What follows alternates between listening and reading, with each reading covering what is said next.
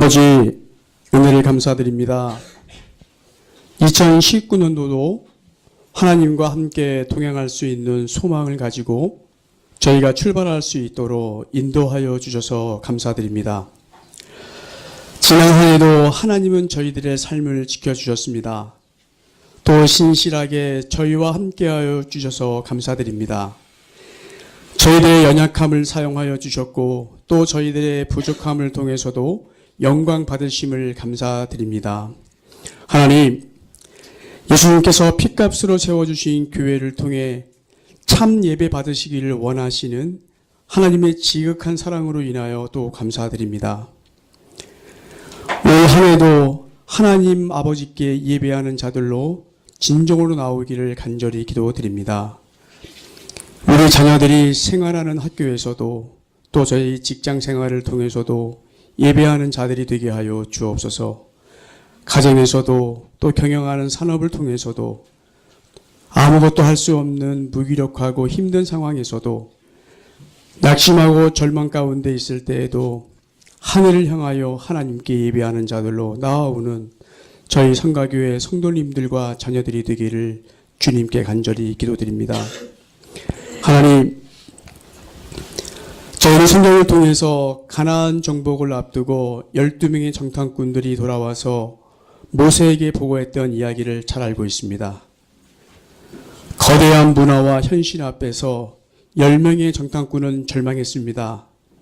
하나님의 존재를 잃어버렸습니다. 하지만 여호수아와 갈렙은 절망하지 않았습니다.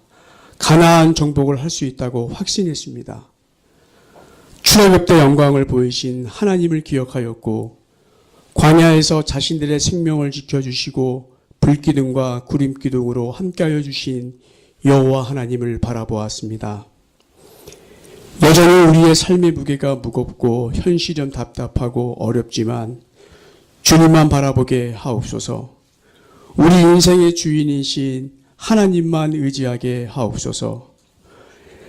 2019년도도 이 하나님과 멋진 인생을 함께 동행할 수 있도록 저희들의 삶을 인도하여 주옵소서. 하나님의 말씀 앞에 순종하게 하옵소서. 또 말씀이 선포될 때마다 우리의 심령이 뜨겁게 살아있게 하옵소서. 말씀을 선포하시는 우리 목회자들을 세우셨사오니 성령 하나님께서 힘있게 붙들어 주옵소서. 하나님, 세상에서 모든 것을 다 포기하더라도 또 잃었을지라도 하나님만 포기하지 말고 끝까지 견디며 하늘의 지성소를 향하여 하나님께 예배하는 자들로 나오게 하옵소서. 하나님, 오늘도 저희가 하나님께 가장 기뻐하시는 또 예배드리는 자들로 나오게 하여 주셔서 감사드립니다. 하나님께 나오면서 저희들의 삶이 하나님의 것임을 인정하며 감사 예물을 드렸습니다. 이 예물이 하나님 나라의 귀하게 쓰임받게 하옵소서. 하나님께 드려지는 우리 찬양을 기뻐받아 주옵소서. 말씀을 전하여 주시는 목사님을 힘있게 붙들어 주옵소서. 말씀이 선포될 때마다 우리의 심령이 뜨겁게 반응하게 하시고 아멘으로 화답하게 하옵소서. 하나님, 2019년도도 성가교회를 통해서 영광 받아주시고 우리 모두가 하나님께 진심을 다해 예배하는 자들로 나오게 하옵소서. 우리 군에 가 있는 형제들을 주님 기억하여 주시고 그 처소에서도 하나님께 예배하는 자들을 예배를 받아주시며 또 저희가 섬기는 또 여러 각지로 흩어져나가 섬기는 우리 선교사님들의 그 예배를 주님 받아 주옵소서. 예배 가운데 임재하시는 우리 성령 하나님을 바라봅니다. 예수님의 이름으로 기도드렸습니다.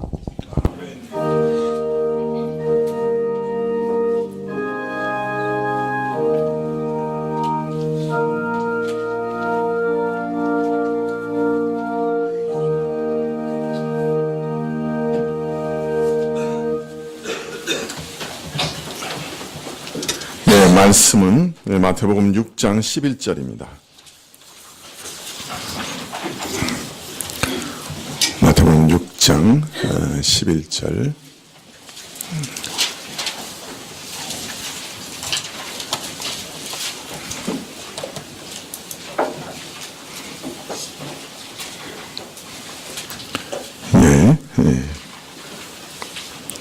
찾으신 줄 알고 봉독해 드리겠습니다. 마태복음 6장 11절. 오늘날 우리에게 일용할 양식을 주옵시고. 네.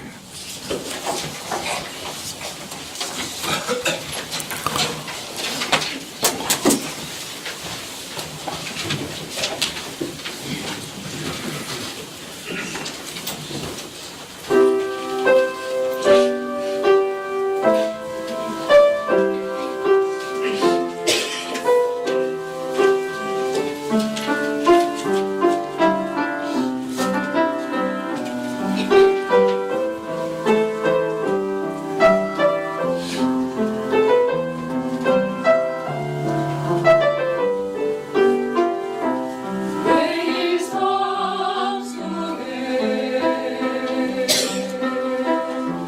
기도합니다.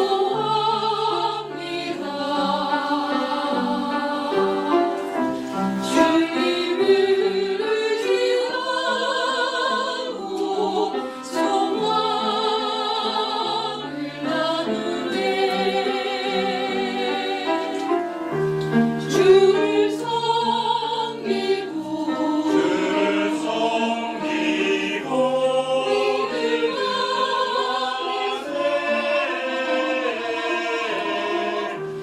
주님을 따라가며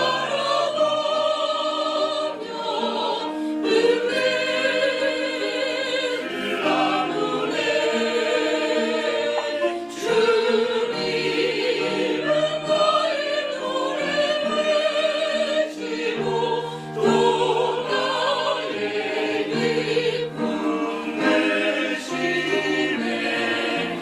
주님 놀라운 은혜에 찬양의 제사 높여드리네.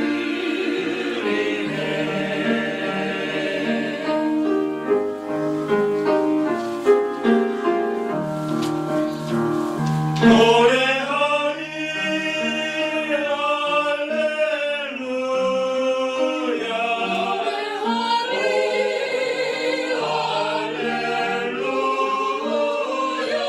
나의 주 할렐루야. 주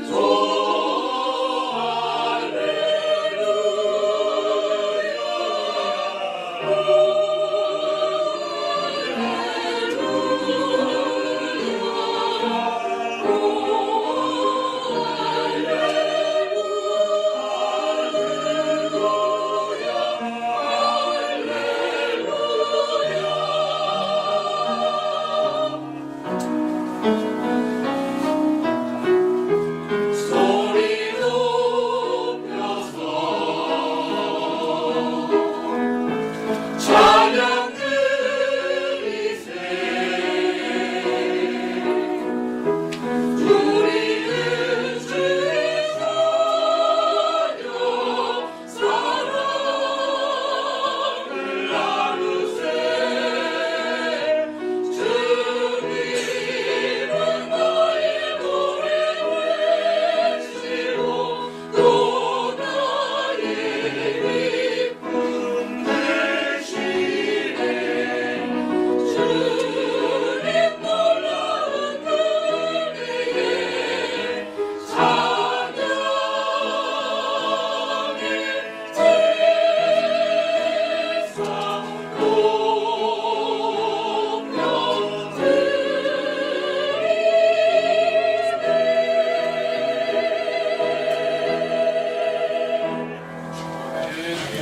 아멘. 감사합니다.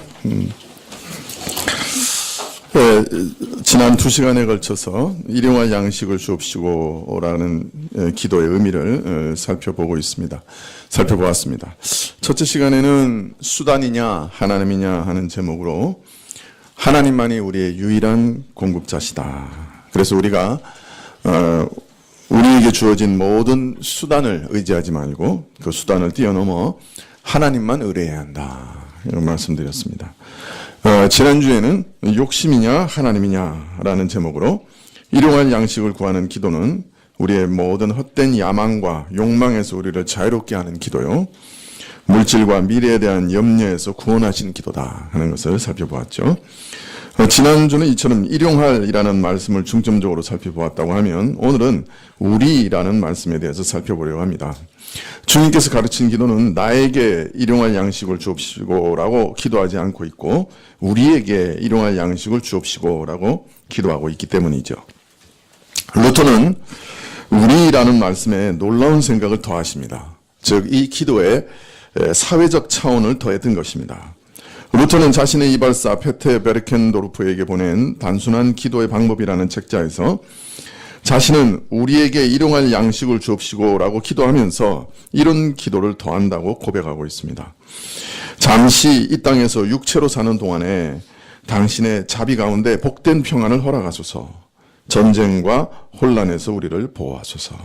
우리 국왕과 지도자들이 적과 맞서 승리하게 하시고 지도자들이 이 땅을 평화롭고 번영된 나라로 이끌도록 지혜와 이해력을 주옵소서. 모든 지도자들에게 선한 교훈을 허락하시고 평온하고 정의롭게 자신의 백성을 보존할 수 있도록 도와주소서. 특별히 우리 지도자들에게 당신의 보호와 안식을 허락하시고 도와주셔서 어떤 해로움도 겪지 않게 하시고 악한 입과 충성을 모르는 사람들로부터 안전하게 보호하여 주옵소서. 모든 섬기는 이가 충성스럽게 순종하는 자세로 섬기도록 그들에게 은총을 허락해 주소서. 도시에 살든지 시골에 살든지 간에 누구나 부지런하고 서로를 사랑하고 성실하게 대하게 허락해 주옵소서. 루터는 일용할 양식을 위해 간구하면서 이를 위해서는 정치 사회적 안정이 매우 중요함을 알았던 것이죠. 그래서 그 기도에 정치와 사회적 문제를 포함시켰던 것입니다. 그러므로 우리도 일용할 양식을 위해 구할 때 대통령 등 위정자를 위해 기도해야 할 것이고 이들이 국민의 복리와 정의를 위해 일할 수 있도록 항상 기도해야 합니다.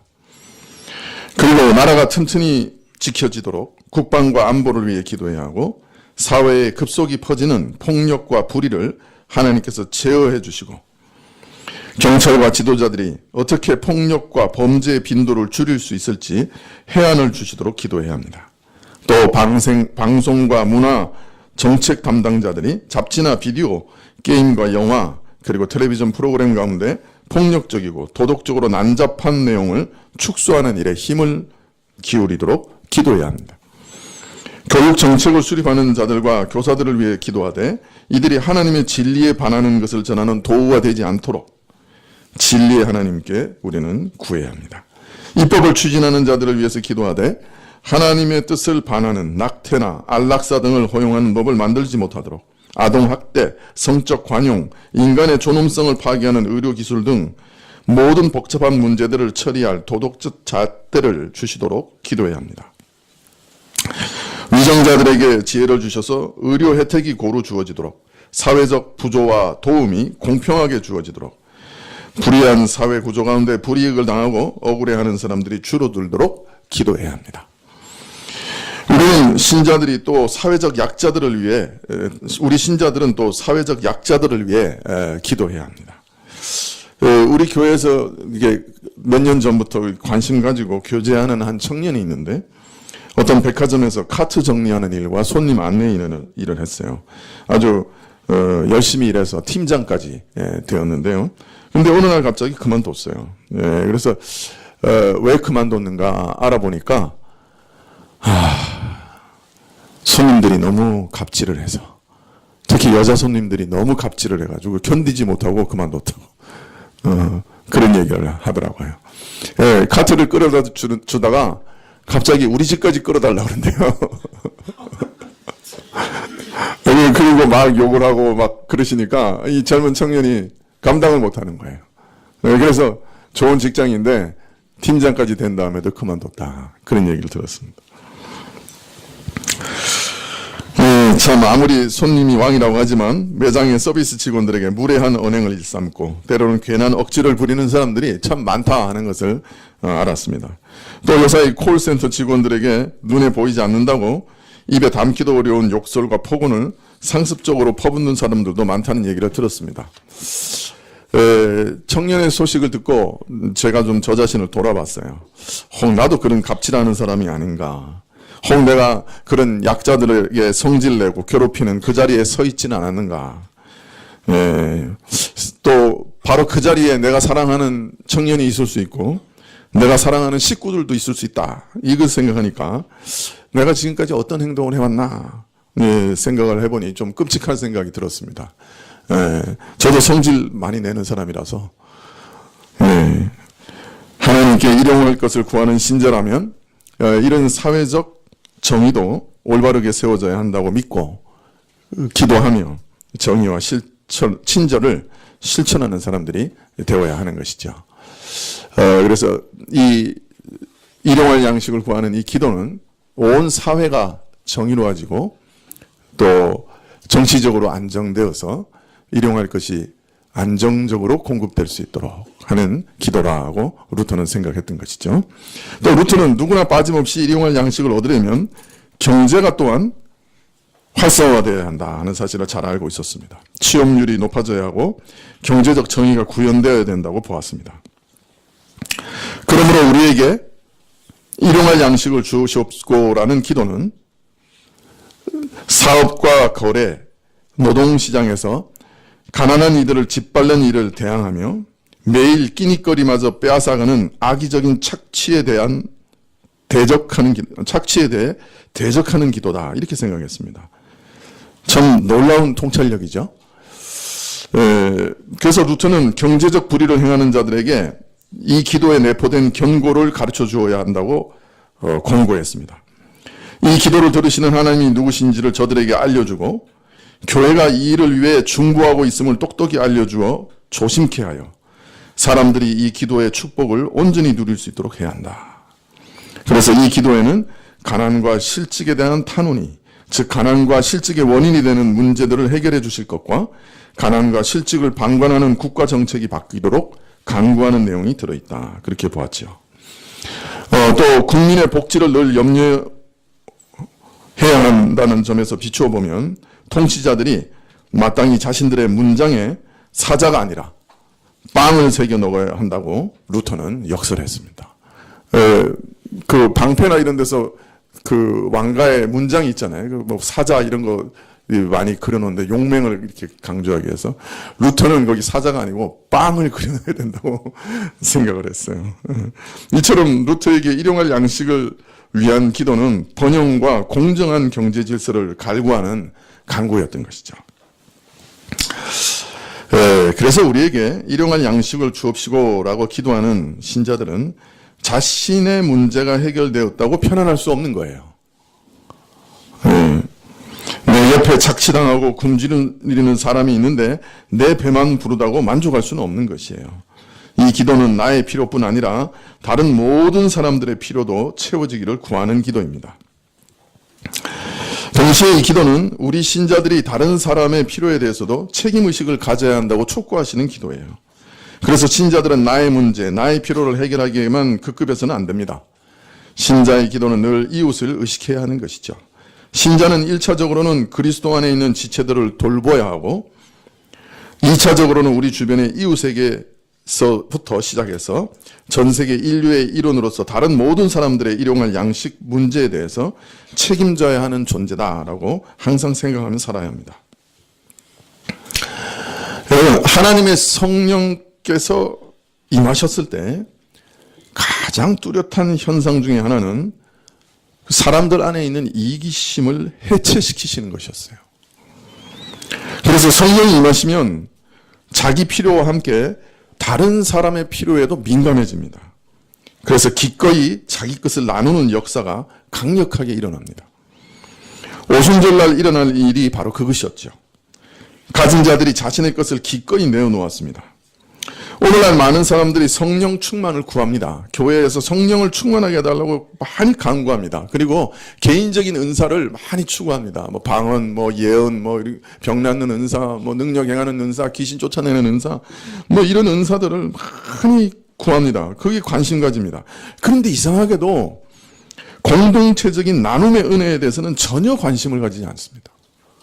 성령 충만에 대해서 또 성령에 대해서 가르치는 책들을 많이 읽어봤지만 아직까지 이 성령의 은사 중에 이 나눔의 은사에 대해서 강조하고 또 그것에 대해서 자세히 기록한 책을 본 적이 없어요. 참 이상합니다. 그러나 오순절날 성령이 임하시고 각 사람이 방언을 말하는 일 다음에 일어난 현상이 뭡니까? 사도행전 2장 44절에 이렇게 말씀하십니다.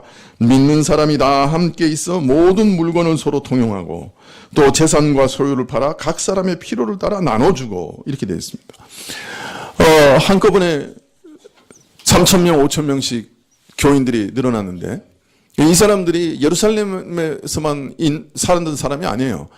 온 세계 각처에서 뭐 애굽, 저 바벨론, 뭐 저기 로마 이런 데서부터 다 몰려와서 오순절 날에 그 예배 드리다가 성령 받고 그다음에 말씀을 듣고 그래가지고 그냥 눌러 앉은 거예요, 예루살렘에. 그리고 수천 명이 한꺼번에 눌러 앉았는데 이 사람들은 그냥 예루살렘에 몇 주간 우거할 돈밖에 안 가져왔던 사람들이에요. 자, 그런데 교인은 늘어났죠. 먹을 건 없죠. 그랬을 때 신자들이 집 가진 사람은 집을 팔고 밭 가진 사람은 밭을 팔고 그래서 그 사람들의 필요를 채워줬어요. 성령 받은 사람은 하나님께서 오늘도 내 필요를 채우시니 나도 내 이웃의 필요에 대해서 관심 가지는 것이 당연하구나. 하나님께서 오늘도 내 믿음의 형제들에게 관심 가지시고 돌보고 계시니 나도 이 일에 동참하는 것이 당연하구나. 그런 감동을 받게 되는 것입니다. 그런데 이것은 또 우리의 악한 본성을 생각할 때 성령의 특별한 역사요, 감동이요, 은사라고 생각할 수밖에 없겠죠. 사실 아무 관계도 없는데, 신자라는 관계밖에 없는데 자기가 그렇게 뼈 빠지게 번 돈도 줄 수 있다고 하는 것은 사실 성령의 엄청난 기적이죠. 성령의 가장 큰 은사입니다. 투자하는 거 말고 하나님 나라에 투자하는 사람들 있죠. 내가 이거 조금 드리면 하나님께 많이 받을 수 있겠다. 그래서 1,000만 원이 필요하면 100만 원을 먼저 11조 하는 사람들. 일종의 투자죠. 또 그보다 약간 더 고상한 투자가 있어요. 내가 이 땅의 것은 별로 없어도 하늘에서는 엄청난 상급을 내가 바꿔야 말겠다. 그래서 하늘에 상을 바라라 그러셨으니까. 근데 그게 정말 이렇게 올바른 마음이 아니고 투자로 내가 현세 증권보다는 내가 미래의 천국에 투자하리라 이렇게 해서 상급을 받겠다는 마음 말고 마음에 정말 불쌍히 여기는 마음으로 사랑하는 마음으로 그냥 신자인데 그거 외에 다른 관계도 없는데 그러나 나는 당신이 하나님의 아들이고 그래서 나는 당신을 존중히 여기고 나는 당신을 사랑합니다. 그래서 내 것 다 줘도 아깝지 않습니다. 이런 마음으로 줄 수 있다면 그 마음은 어디서부터 온 겁니까? 누구의 마음입니까? 그 마음은 사실 예수 그리스도의 마음입니다. 예수님께서 우리에게 뭘 바라고 자신을 주셨습니까? 천지 모든 것을 말씀 한마디로 창조하신 예수님께서 막말로 우리에게 뭐 얻어먹을 게 있겠습니까? 그런데 왜 그런지 모르겠는데 무조건 우리를 사랑하셨죠. 긍휼히 여기셨죠. 불쌍히 여기셨죠. 그리고 나는 너한테 내 생명 다 줘도 아깝지 않다. 아니 우리가 뭔데 그런 마음을 가지셨는지 모르겠어요. 사실 죄밖에 없는 우리를 위해 근데 자신의 전부를 내주셨어요. 이런 예수님의 마음으로 가난한 신자들에게 자신의 것을 아낌없이 줄 수 있다면 그 바로 성령 받았다는 가장 중요한 증거 아니겠어요? 예수님의 마음을 받았다는 가장 중요한 증거 아니겠어요? 그런데 왜 그 학자들이 이 은사에 대해서는 그렇게 관심이 없는지 모르겠어요. 아마 자신이 관심이 없어서 그런 것 같아요. 그러나 제가 보기에는 성령께서 역사하신 가장 중요한 증거 중에 하나는 아낌없이 나눠줄 수 있는 은혜라고 생각해요. 신자들은 우리에게 일용할 양식을 달라고 기도하면서 이처럼 이웃의 필요에 대한 관심을 배워나갑니다. 기도하면서 성령의 감동을 받습니다. 그래서 이 기도는 나에게 주신 것 중에 일부를 또 다시 이웃에게 나누겠다는 결단이 포함되어 있는 기도입니다. 사실 우리 안에 있는 욕망은 절대로 길들여지지 않습니다. 우리가 사는 모습 한번 보십시오. 세상 사람들 뭐 때문에 삽니까?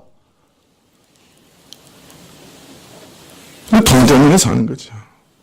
뭐 여러 가지 핑계대도 돈 다 좋아합니다. 엄청나게 많이 가진 재벌들도 돈 정말 좋아합니다.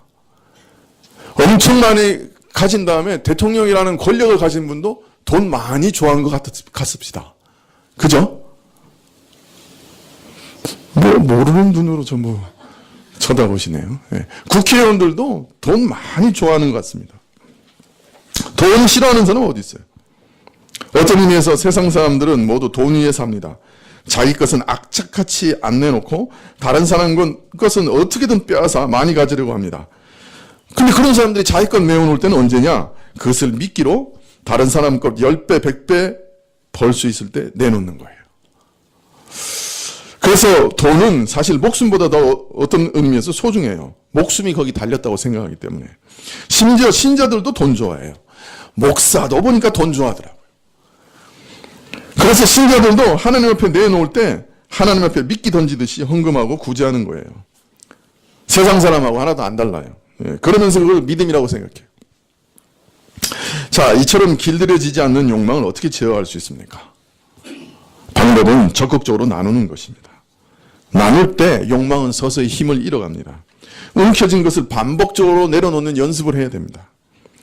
갈라디아서 6장 10절에 보면 그러므로 우리는 기회 있는 대로 모든 이에게 착한 일을 하되 더욱 믿음의 가정들에게 할지니라 그렇게 하셨고, 또 디모데전서 6장 18절 이하에 보면 선한 일을 행하고 선한 사업에 부하고 나눠주기를 좋아하며 동정하는 자가 되라. 이것이 장래 자기를 위하여 좋은 터를 쌓아 참된 생명을 취하는 것이다. 여기 보면 바울은 선한 사업에 부하고 하나님에 대하여 부요한 자가 진정한 부자라고 말합니다. 우리는 어떤 사람이 부자라고 생각해요? 많이 소유한 사람이 부자라고 생각합니다. 그런데 성경은 부자의 기준이 조금 달라요. 얼마나 가졌느냐 그걸 말하지 않고 얼마나 나누었느냐 하는 그것을 기준으로 삼습니다. 많이 나눈 사람이 많이 부자예요. 내가 나눌 수 있을 때 나누는 만큼 돈의 통제와 지배에서 벗어나게 됩니다. 만약 나누지 않으면 나는 물질의 노예가 되어 있다고 생각해도 틀림이 없습니다.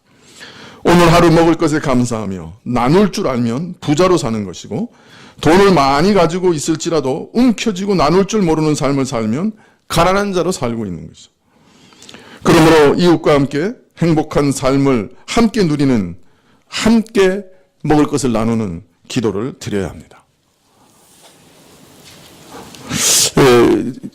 저희 아버님 얘기해서 죄송합니다만은 제가 중학교 1학년 때인가 기억나요. 아버지가 어디 저희를 데리고 갔어요. 저를 남한산성 밑에 어느 집에 갔는데 가보니까 이렇게 상당히 큰 집인데 거기 은퇴하신 여자 전도사님들이 한 40분 사시더라고요. 그냥 누가 일정한 그 벌이가 있지 않죠. 다 은퇴한 전도사님들이니까. 그런데 보니까 아버님이 그 전도사님들 식생활을 대고 계시더라고요. 계속 매달. 그래서 이제 저한테도 한번 보여주신 거예요. 그리고 어떤 분들이 계신가, 그러고 이제 어떤 일을 하시는가 이렇게 저한테 보여주신 거예요. 그때부터 제가 이거 참 나누는 게 신자는 굉장히 중요하구나 그런 생각을 했어요. 하여튼 우리 아버님이 진짜 잘 나누셨던 것 같아요. 그래서 저는 오늘도 감사하는 거는 우리 아버지 진짜 부자로 사셨다 그런 생각이 들어요. 저는 그래서 우리 집이 꽤 부자인 줄 알았어요.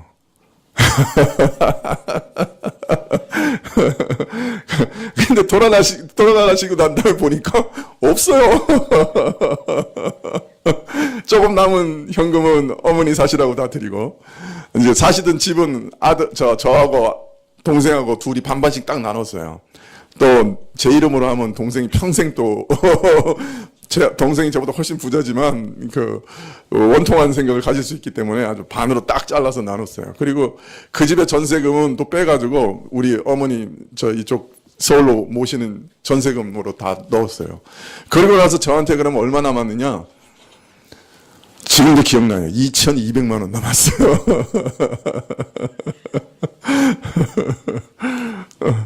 근데 우리 아버님하고 저희 교단은 다르셨지만 교단의 장로님들 중에 친구분들이 있었어요. 그런데 이제 우리 아버님이 하도 이제 많이 나누는 걸 아시니까 엄청 부자라고 생각한 거예요. 그래서 우리 아버님 돌아가신 다음에 우리 진경총회장님들 중에 몇 명이 저한테 와서 자, 이제 박 목사 많이 얻었으니 유산으로 많이 받았으니 총회를 위해 이제 많이 쓰시게. 그런 얘기를 하시는 거예요. 그래서 제가 뭐 말을 할 수가 있어요, 저. 그래서 제가 이제 처가 이제 장인장모 다 돌아가신 다음에 이제 제가 이제 다 물질을 나누고 배분했잖아요. 예, 그래 이제 4명이 있는데 3개 나눠주고 이제 저는 안 받았단 말이에요, 거의. 그랬더니 이제 그거를 이제 우리 뭡니까? 뭐라 그래야 돼요? 동서도 목사잖아요. 그 동서 목사 교회 장로님한테 얘기를 한 모양이에요. 아, 우리 형부는 이번에 돈 나누는데 안 받고 우리한테 나눠줬다고 그랬더니 그 장로님 아니, 그렇게 부잣집인데 그럼 거기서 얼마라도 받으면 안 되지. 그러셨다는 거예요. 제가 속으로 좀 억울해요. 그래도 속으로 일면, 뭐 또 그렇게 부자라고 생각하시니까, 뭐 좋긴 좋다. 그런 생각을 했습니다. 오늘 말씀에 이런 말씀이 있어요. 우리 교동문에 보면, 내가 어려서부터 늙기까지 의인이 버림을 당하거나 그 자손이 걸식함을 보지 못하였도다. 저는 종일토록 은혜를 베풀고 구워주니 그 자손이 복을 받는도다. 네. 저는 이 말씀이 진실이라고 생각합니다.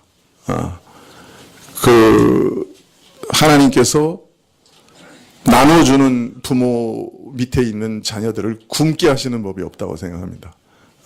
하나님께서 가난한 자에게 준 것은 내게 구워준 것이라고 그러시거든요. 하나님께서 빚졌다고 생각하신단 말이에요. 그러니까 그거를 어떻게 하는 거야? 그 자녀들에게 갚아주신다고 나는 생각해요. 나눠주고 나눠줘도 또 나눠줄 수 있는 것을 또 주시는 분이 하나님이세요. 그 참 신기하거든요. 그래서 하나님께서 이 나누어주는 것을 굉장히 기뻐하십니다. 그것을 기억하시면 좋을 것 같아요. 소외되고 고통받는 연약한 이웃에 대한 배려와 책임을 잊지 않는 기도를 드릴 때 하나님은 그 기도를 기쁘시게 받으실 줄 믿습니다. 우리가 우리만 바라보지 말고 이 사회와 연약한 자들, 가난한 자들을 바라볼 수 있어야만 되는 것입니다. 이제 이 기도는 우리 시야를 더 넓혀 온 세계의 기아 문제도 보게 합니다. 지금 우리에게는 안전한 음식, 마실 물, 호흡할 공기, 깨끗한 환경이 점점 절실한 문제로 다가오고 있습니다. 지금 이 지구상의 오염과 기아의 문제는 한 나라의 문제가 아니라 전 지구적인 문제가 되고 있습니다. 이러한 문제는 단순히 환경이나 경제적인 문제만이 아닌 신학적이며 윤리적인 문제와 깊은 관련이 있습니다. 기아 문제 하나만 봐도 그렇습니다. 이 지구상에 많은 사람들이 지금도 굶주리고 있고 굶어 죽어가는 것은 자원이 없어서는 아닙니다. 인간들의 욕심과 이기심 때문에 일어나는 불공정과 불공평 때문입니다.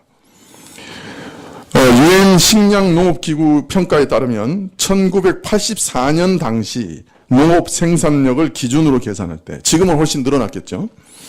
지구는 120억 인구를 거뜬히 먹여 살릴 수 있다라고 결론을 내렸습니다. 남녀노소를 가리지 않고 각 사람들에게 하루 2,400에서 2,700kcal 정도의 넉넉한 먹거리를 120억 명에게 공급할 수 있는 여력이 지구상에 있다. 그렇게 결론을 내렸어요. 그런데 왜 식량이 모자라느냐? 먼저 소, 돼지 등 가축들이 인간의 경쟁자가 되고 있습니다. 2006년 기준으로 유럽에서는 수확한 곡물의 57%가 가축의 사료로 사용됩니다. 소고기 1kg을 얻기 위해서는 9kg의 사료가 있어야 되는데 그중에 6kg은 곡물에서 나옵니다. 선진국에서 고기를 많이 소비할수록 후진국의 곡물 가격은 오를 수밖에 없는 구조죠. 이뿐 아니라 부유한 선진 농업국들은 식량을 마치 무기처럼 사용합니다. 전 세계적으로 균형 있는 식량 공급을 방해하죠, 오히려. 금융시장에서는 축적된 거대 투기 자본들이 곡물 시장에 개입합니다. 매정 매석, 국제적 곡물 가격 조작, 시장 교란 이런 것들을 통해 가난한 나라 사람들이 저렴한 가격으로 제대로 양식을 먹을 수 없도록 만듭니다. 심지어는 식량 가격을 올리기 위해서 생산된 식량을 바다에 버리기도 합니다. 결국 식량 부족은 균등한 배분의 문제입니다. 간단히 말하면 인간의 탐욕이 개입되어 공급과 소비 사이의 합리적인 균형을 방해하고 있기 때문에 한쪽에서는 비만으로 고생하고 한쪽에서는 굶주림으로 죽어가고 있는 것입니다. 제가 처음 미국에 갔을 때 가장 인상 깊게 본 것이 무엇이었느냐? 뉴욕의 거대한 빌딩도 아니고 그 땅의 넓이도 아니고 제일 인상 깊게 본 것은 쓰레기의 양이었습니다. 네, 미국 한인 장로교회 총회 갔기 때문에 좋은 호텔에 간 건 아닙니다. 아마 중간 정도 호텔인데요. 아침, 점심, 저녁에 다 미국식 뷔페로 차려져 있었습니다. 여러분 그러면 좋을 것 같죠? 3일만 드셔보세요. 네. 고추장이 엄청 그립죠. 짜고 맛없고 기름진 3일간의 뷔페를 먹었는데 근데 한국 사람들이 전부 한인 장로교회 총회니까 근데 얼마나 많이 가져가는지 모르겠어요. 닭다리, 케이크 뭐 하여튼 엄청 가져가는데 엄청 남기더라고요. 케이크 한 입 먹고 그냥 버리고 닭다리 한 입 뜯어 먹고 버리고 많이 버리는 거예요. 그래서 속으로 그렇게 생각했어요. 한국 사람은 미국 와서도 부끄러운 욕심 못 버리는구나. 좀 속으로 불편했어요. 금요일에 총회가 끝난 다음에 한인 교회들을 방문하기 위해서 주일에 방문하기 위해서 금토는 저희가 예약한 호텔에 갔어요. 총회가 열린 호텔보다 훨씬 못하죠. 우리나라 돈으로 10만 원 정도 호텔이니까 좀 이렇게 낮은 호텔입니다. 근데 아침에 먹어대는 거 보니까 미국 사람들은 한국 사람들보다 더 심해요. 더 심해요. 머핀, 바나나, 달걀, 베이컨 먹다가 그냥 막 쓰레기통에 버립니다. 약간 거짓말 보태서 5분의 2는 버리는 것 같아요. 거기다 일회용 접시, 숟가락, 포크까지 합쳐지니까 와, 제 몸통만한 쓰레기통이 아침에 30분이면 채워지는 거예요. 금방 채워져요.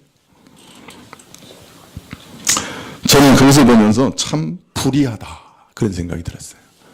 불의한 나라다 이 나라가. 그런 생각이 들었어요. 지금도 굶어 죽는 사람이 이 지구상에 얼마나 많은데 이렇게 낭비하는 것은 불의하다 그런 생각을 들었어요. 근데 우리 국민도 지금 전 세계적인 이 낭비에 동참하고 있습니다. 통계청 자료에 보면 우리 국민이 소비하는 전체 음식물의 7분의 1이 음식물 쓰레기로 버려지고 있다고 해요. 우리하고 별로 안 달라요.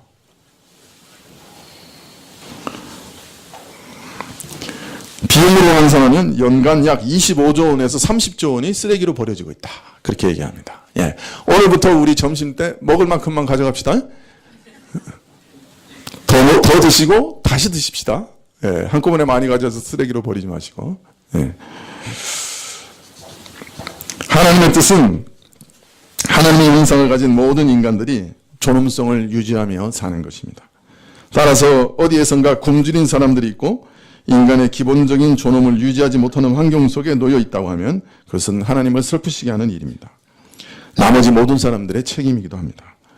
그러므로 누구라도 비록 불신자라도 혹은 이교도들이라고 할지라도 굶주림으로 인해 그 존엄성이 비참하게 짓밟히고 있다고 한다면 하나님이 뜻일 수가 없습니다. 그리스도인들은 부의 균등한 분배를 통해 모든 사람들이 굶주림에서 해방될 수 있도록 항상 노력해야 합니다. 자신이 있는 자리에서 그 일에 신경 써야 합니다. 하나님의 형상을 가진 인간다운 삶을 누리지 못하는 일이 없도록 이웃들을 돌보아야 할 의무가 우리에게 있습니다. 우리는 주기도를 드릴 때 이웃을 생각하며 음식물 쓰레기를 줄이는 작은 일에서부터 시작해서 가난한 이웃과 더 나아가 전 세계 굶주리는 인류를 향해 우리 손을 펼쳐야 되는 것이죠. 이것이 이 기도 안에 들어있는 의미입니다. 루터는 마지막으로 이 기도에 가족에 대한 기도를 더합니다. 아버지, 당신에게 내 집과 재산, 아내와 자녀를 맡깁니다. 저들과 행복하게 지내게 해주시고 그리스도인으로 살아갈 수 있도록 도와주소서, 가르쳐 주소서. 이렇게 기도합니다.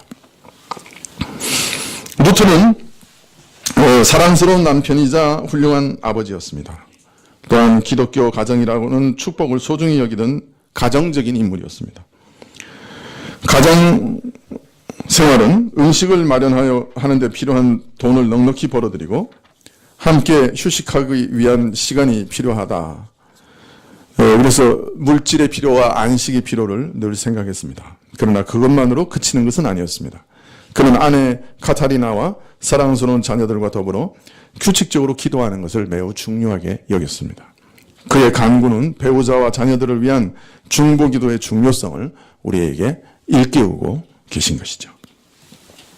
그러므로 우리는 먼저 가족의 필요를 위해 기도해야 합니다. 균형 잡힌 재정 운영에 대해서 가르쳐 주시도록 기도해야 합니다. 여러분, 월급 타면 전체 월급을 어떻게 나눠야 된다고 말씀드렸죠?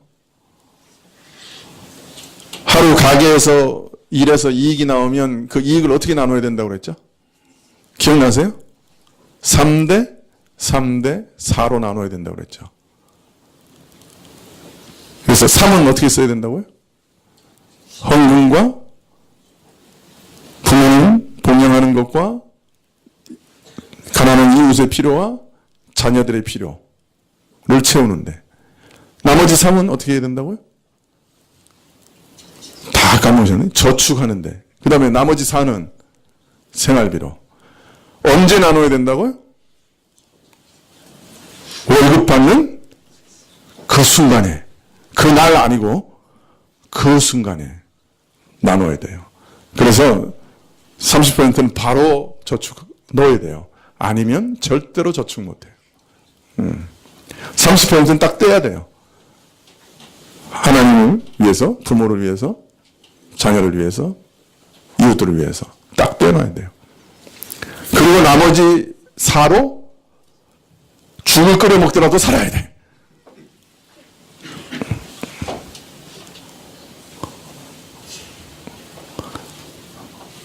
죄송스러운 말씀이지만 저는 처음 20만 원 월급 받을 때부터, 사례 받을 때부터 그렇게 했어요.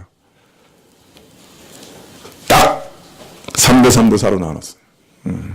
그래서 4 가운데도 생활비 토큰 개수대로 샀어요. 한 달에 들어가는 토큰 개수.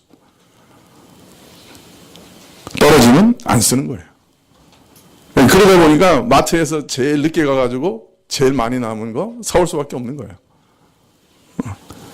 지금까지 제가 입고 있는 양복 제일 비싼 거 우리 이성호 권사님이 한번 사주셨어요. 30만 원짜리.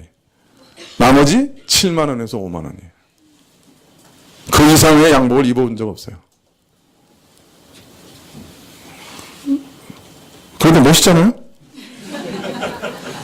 제가 옷걸이가 좋대요. 또 이렇게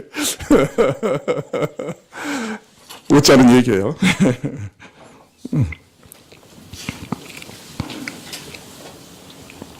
관리하는 능력이 필요해요. 기도해야 돼요. 가계부 쓰셔야 돼요. 그렇지 않으면 어디서 어떻게 흘러나가는지 몰라요. 저처럼 살라는 얘기는 아니에요. 그러나 생일날 근사한 데 갈 수도 있죠. 그죠? 좋은 날 근사하게 먹을 수도 있죠. 그러나 기본적인 삶의 패턴은 항상 균형 잡힌 삶을 살아야 돼요. 우리 교육주의가 그거잖아요. 적정과 절도. 모든 일에 있어서 신학뿐만 아니라 모든 삶에 있어서 절도와 적정의 원리를 따라. 저 정도 마찬가지예요. 오늘부터 다시 시작하세요. 아니, 일용할 양식을 구하는데 무슨 저축을 합니까? 아니요.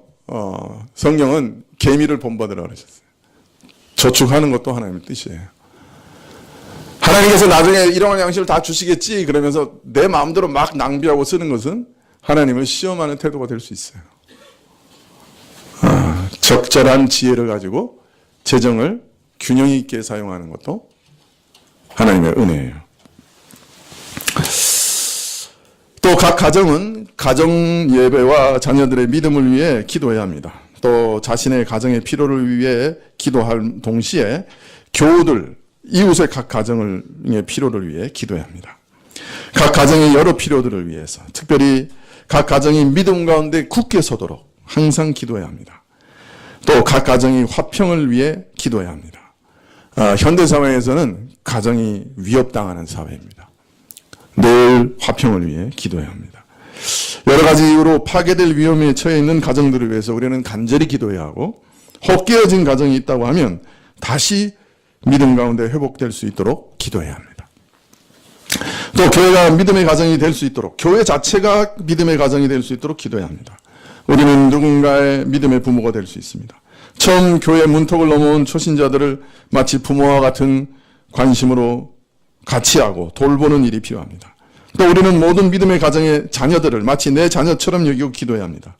저들의 믿음을 위해, 저들의 앞날을 위해, 저들이 악에 빠지지 않도록 간절히 기도해야 합니다. 또 저들을 부모처럼 믿음으로 인도하기 위해 우리는 기도하며 노력해야 합니다. 말씀을 맺겠습니다. 지금 우리는 다시 경제적으로 힘들고 어려운 때를 맞이할지도 모릅니다. 그러나 두려워하지 맙시다. 염려하지도 맙시다. 하나님이 우리에게 가르쳐 주신 대로 기도와 베풀므로, 나누어 줌으로 이 어려움을 극복해 나갑시다. 겸손한 마음으로 일용할 양식을 하나님께 기도합시다. 구합시다. 그리고 힘들고 어려울 때 도리어 남에게 베풀고 대접하는 것을 실천하는 사람이 됩시다. 특별히 가난하고 어려운 교우들에게 베풀고 대접하는 사람이 되시기를 바랍니다. 저는 오병이어의 기적이 오늘도 가능하다고 믿습니다.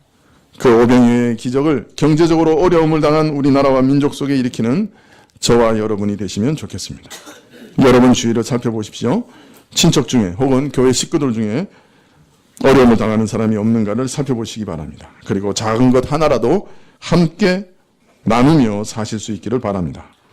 나만을 생각하지 말고 우리를 생각하며 우리에게 일용할 양식을 주옵소서라고 기도할 수 있게 되시기를 바랍니다. 이전에 읽었던 참 아름다운 글 하나를 소개하고 말씀을 마치려고 합니다. 어떤 여인이 있었습니다. 집에 불이 나서 온 몸과 얼굴에 심한 화상을 입은 부인이 있었습니다. 이분이 시각장애자를 만나 결혼을 하고 딸을 하나 낳았습니다.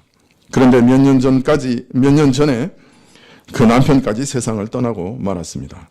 이분은 결국 거지가 되었습니다. 하루하루 구걸로 연명을 하는 아주 불쌍한 부인이 되었습니다. 어느 기관에서 이 부인의 딱한 사정을 알게 되어 돕게 되었는데, 도움을 받는 그 부인이 어느 날 동전이 가득한 통 하나를 가져왔습니다. 그리고 어려운 이웃을 돕는 데 써달라고 부탁을 하였습니다. 그 통을 뜯어보니 100원짜리 동전 1006개가 들어있었습니다. 그 부인은 사람들이 자신에게 주는 돈 중에 1000원짜리는 모아서 생활을 하고, 500원짜리 동전은 몸이 약해서 수술을 받아야 하는 딸의 수술비로 모으고, 100원짜리 동전은 자기보다 더 어려운 사람을 위해 쓰려고 모았다고 하며 1006개의 100원짜리 동전을 내어놓았습니다. 10만 600원. 그러나 저는 이 돈이 어느 갑부의 기부보다 더 귀하고 많은 기부라고 생각이 들었습니다. 끼니를 걱정해야 하는 거린도 자기보다 어려운 사람을 생각하며 피보다 더 귀한 돈을 모았다는 말씀을 읽고서 따뜻한 집에서 다이어트를 걱정하며 사는 저 자신이 밤낮 내 양식은 생각하면서 우리 양식에 대하여 무관심한 채 살아가고 있는 저 자신이 심히 부끄러웠던 기억이 있습니다. 우리는 일용할 양식을 구하면서 어떻게 살아야 할까요? 기도하시겠습니다.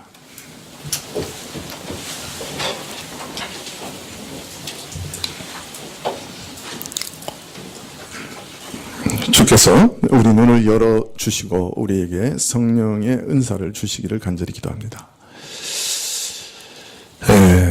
참으로 짧은 세상, 참 찰나같이 지나가는 삶 가운데서 하나님 앞에 부한 사람으로 참 기록되고 기억되게 해주시기를 구합니다. 예수님의 이름으로 기도합나이다. 아멘. 514장 찬송하시겠습니다.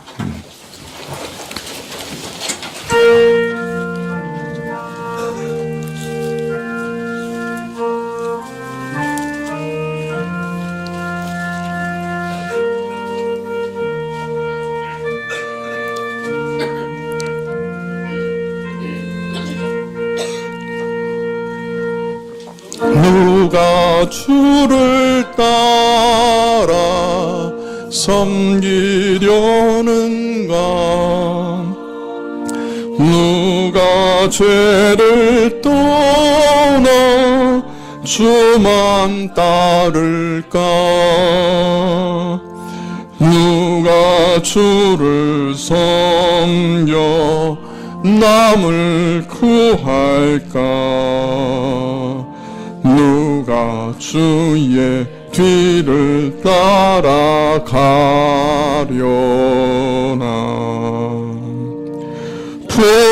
부르심을 받아 주의 은혜로 주를 따라가네.